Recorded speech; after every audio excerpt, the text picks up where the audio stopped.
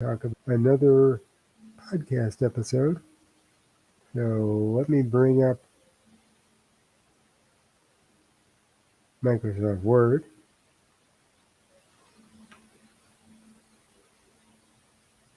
and share it here. And today's episode is about small gestures. Now, if you know anything about me, and most of you don't, I don't go out much unless I have to. In this world of getting everything delivered, it's much easier to do that. So, you can think of me as, I don't know, Howard Hughes without all that money to screw things up.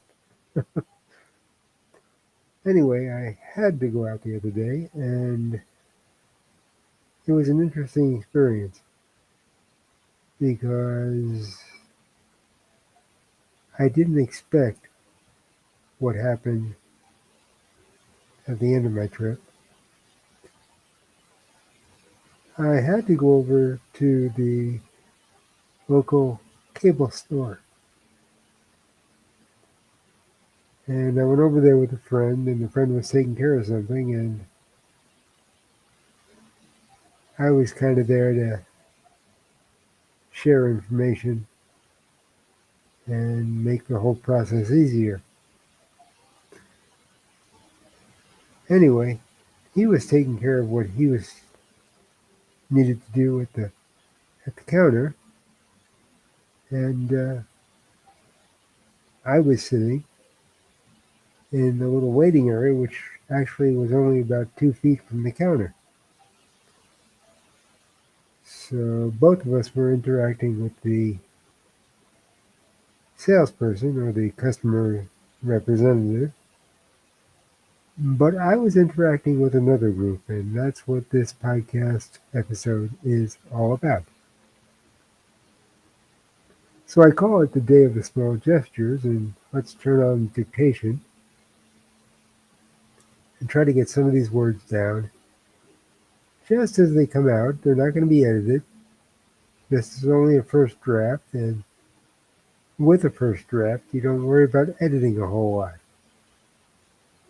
So we'll go up here, and I use voice recognition, and there we go. Okay, period. So I don't go out much unless I really have to go out. Period. But sometimes it's unavoidable. Period. My recent outing was one of those times. Period.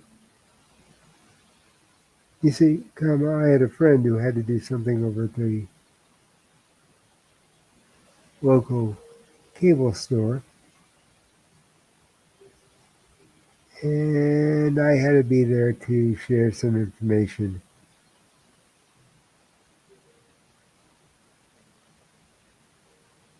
Because I'm kind of a techie.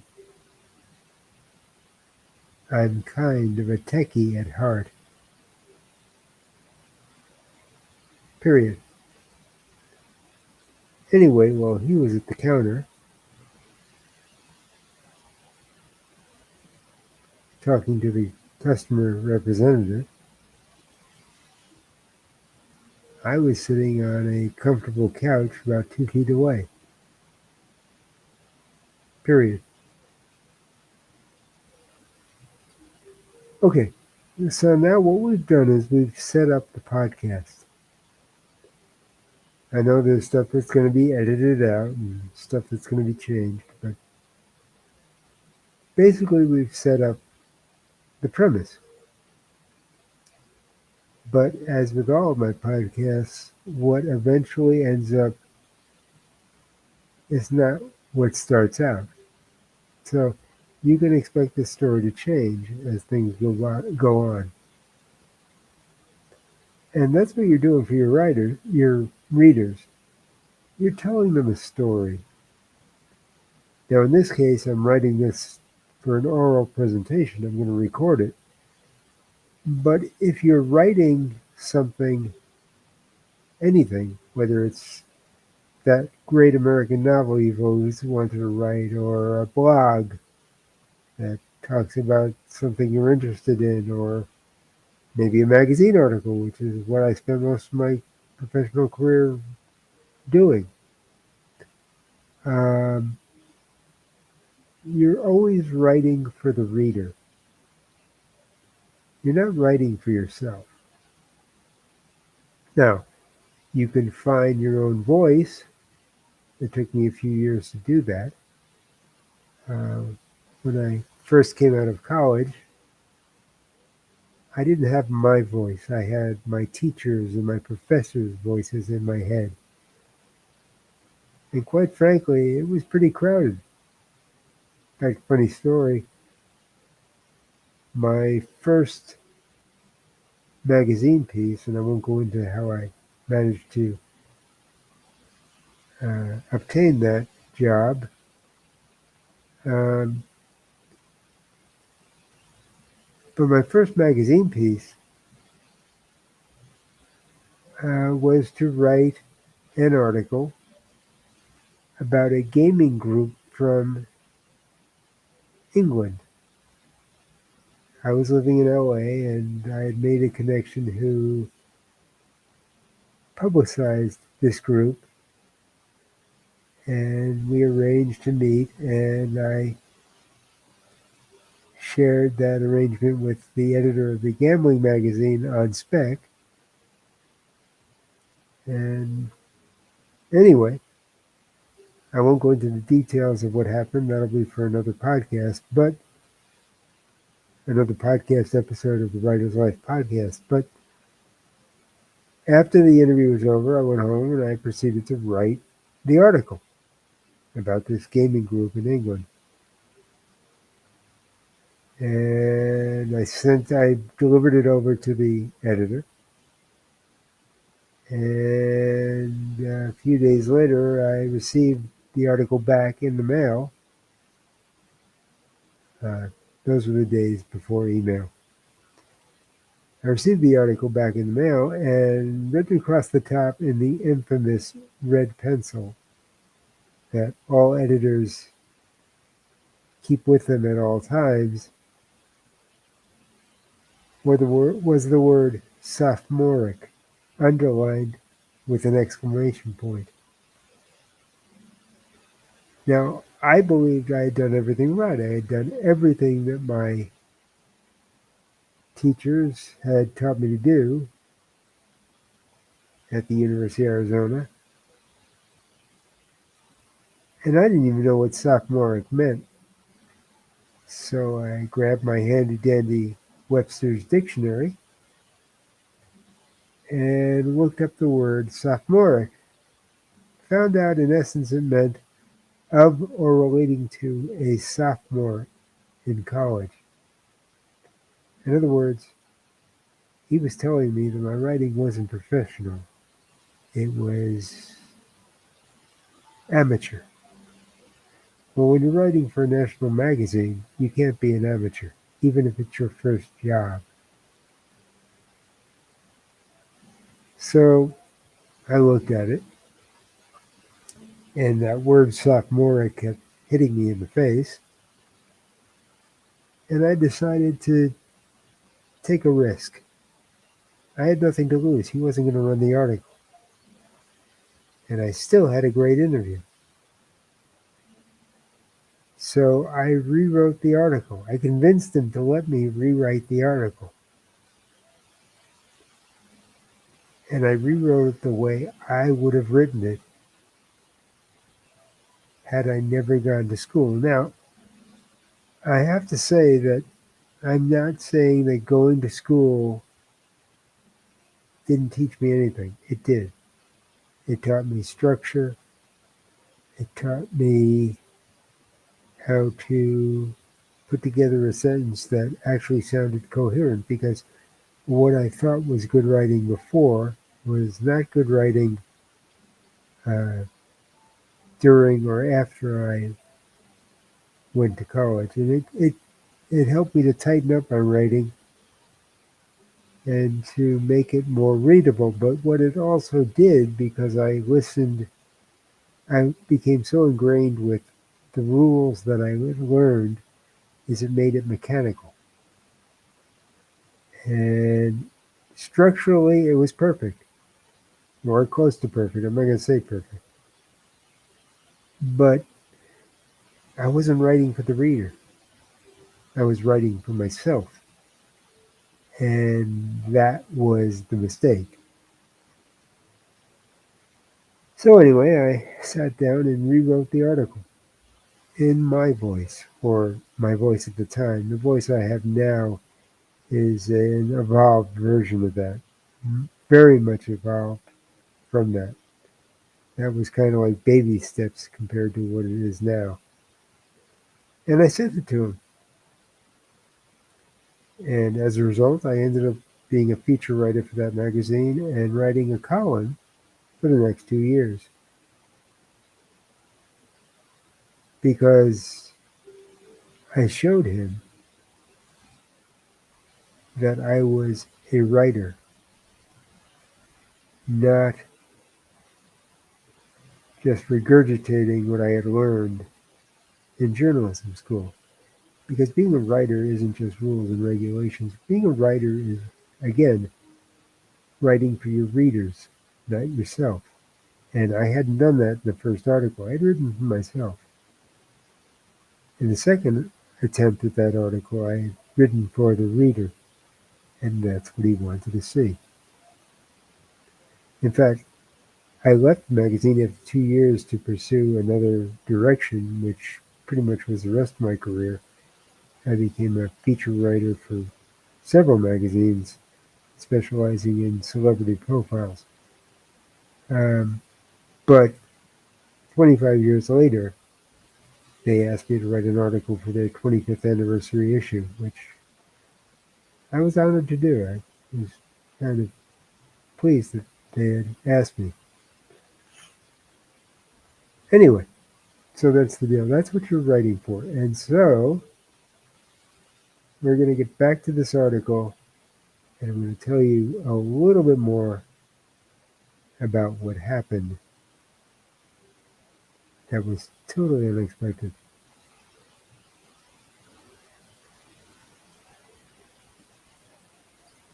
New paragraph.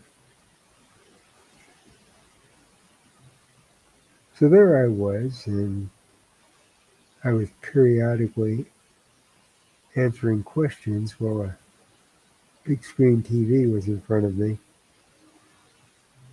playing some food, some chef contest. I'm not sure what the show was because I don't watch much television. I don't watch much television, comma. But I wasn't alone. There were several other customers around, and one customer had several children with him around the ages of 4 to 5 years, period. There was also a big, round, huge, I should say, round, padded ottoman right in front of us, period. Anyway, kids being kids, they were burning off energy, period. That's when they noticed me, period. Now, now, comma, I should say, they didn't notice me as much as my crutches.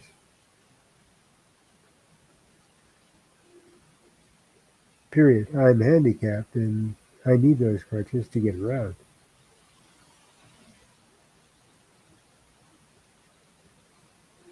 Period. And I heard the question that I've heard so many times in my life. Period. In fact, I've spoken about it in some of the other podcast episodes. Period. It's the infamous question, comma, comma, what happened to you? Question mark.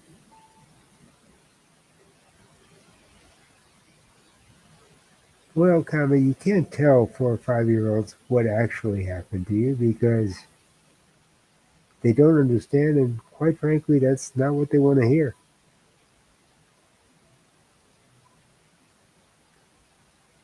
Period.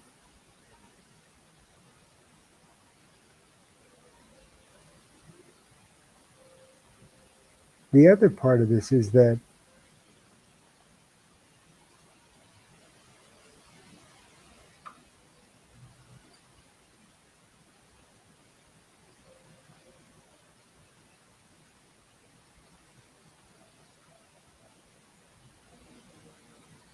hang on, I want to kind of split this up. I'm not thinking too much of paragraphs or proper grammatical structure. But let's split this up a little just so I can see it. Um,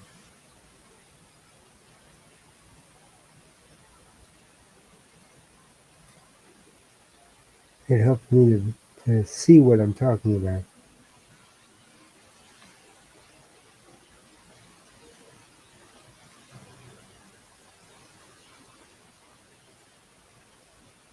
And that's another thing. In this first part, we're not looking for proper grammar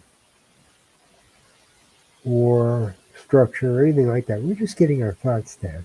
This is a very rough draft. I will take this when it is completed and probably do 2 or 3 or maybe 4 revisions before I get a final script that I record. The final script will be around 1,000 to 1,200 words. That's about 8 minutes, which is where I'm trying to keep my podcast length. And believe it or not, even with some of the mistakes that are in there, we got 289 words. I would say we have about 250 words. We're a quarter of the way there.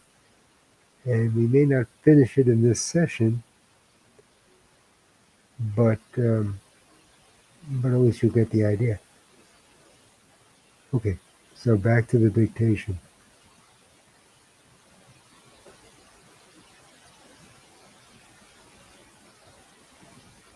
You want to tell them something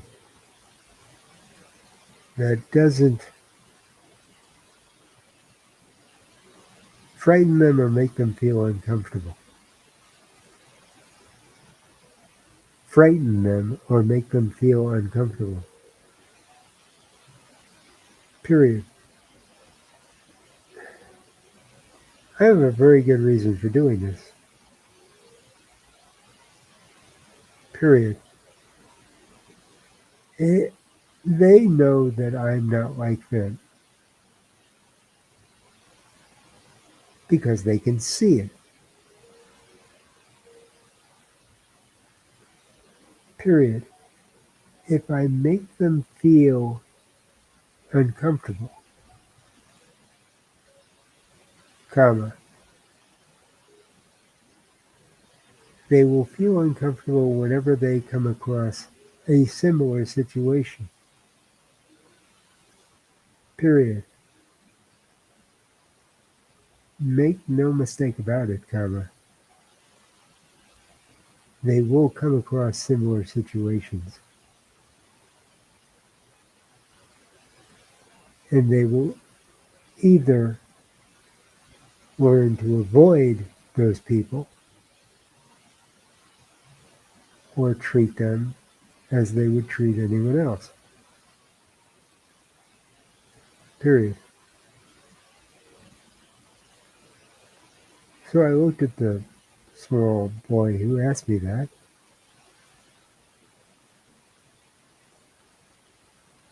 and said, I hurt my foot. Period.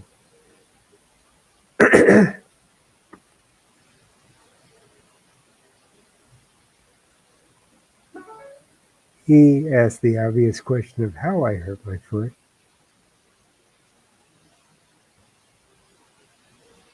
and I just said I don't remember because it happened a really long time ago.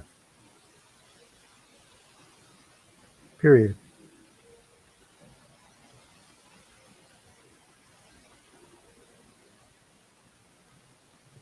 Anyway, they were fascinated by my crutches. By my crutches. Period.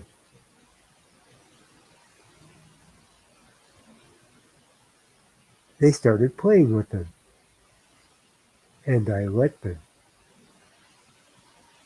And I let them. Period.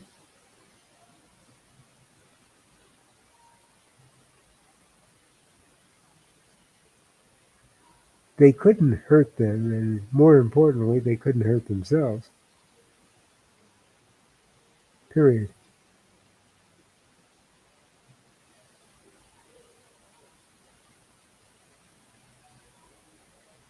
So now they were having a fun time between sliding across the ottoman and racing around the waiting area with my crutches. Period. And they would periodically bring them back.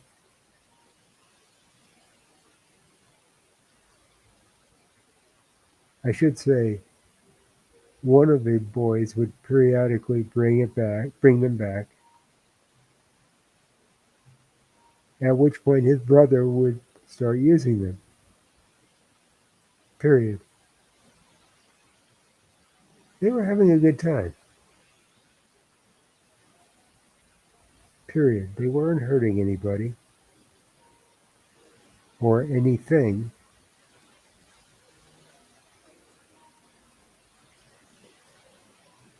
And I saw no reason to stop them. Their parents were nearby, and fortunately, they didn't find any reason to stop them either, as long as I was giving my okay. Now, I know this looks like a run on sentence, and it is. It's actually 3 or 4 sentences in one, but I'm not worrying about punctuation. As I said, right now I'm just getting my thoughts down. I can go back and break it up and do the proper punctuation and everything else, but when you're a storyteller, you want to tell a story that keeps people involved.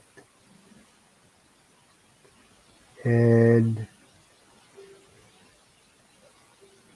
to my mind, and some people may disagree with me, telling that a story that keeps people involved is all about telling a story that isn't grammatically correct. You're not reading a speech. You're not writing a paper. You're telling a story. And if you think back to the stories you've told your friends or your family or anyone, if you were to write them down as you related that story, you would find that it's not grammatically correct, but it does keep their interest. And what I'm trying to do is keep the reader's interest, in this case, the listener's interest. But since I'm also going to transcribe these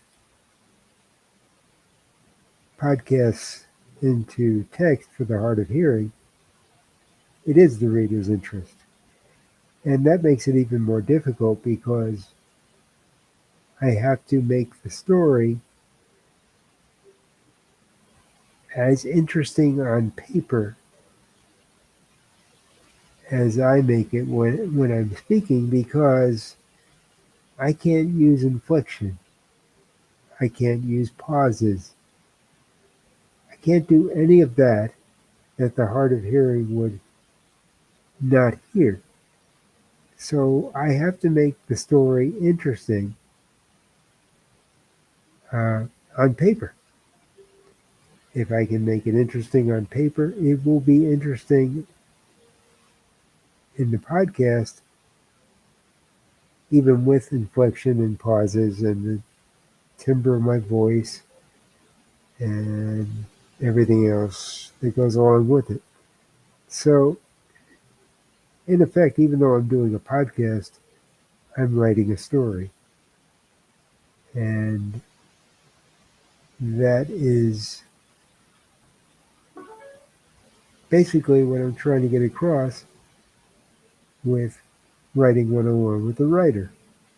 You're writing a story for the readers, not for yourself. So anyway, we're going to stop this here, and I will get back to this at some point in the very near future. I may do it on stream or I may do it off stream, but you will eventually see and hear the final result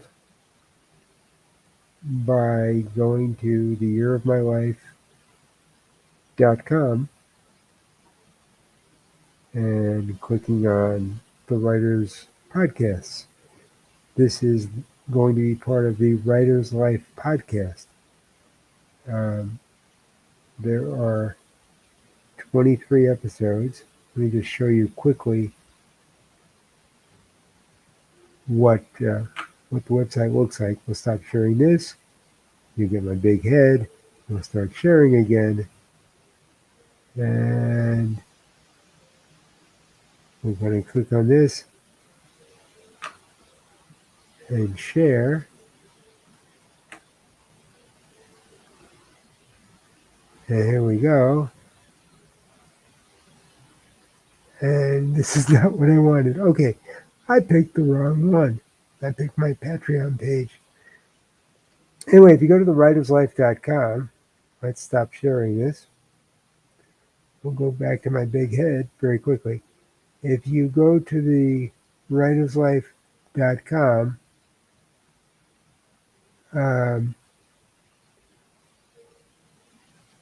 you will see the website. Go to the Writers Podcast and listen to it, and you'll get an idea of what I mean. Until we meet again, be good to yourself, be good to everyone you meet, and take care. Bye-bye.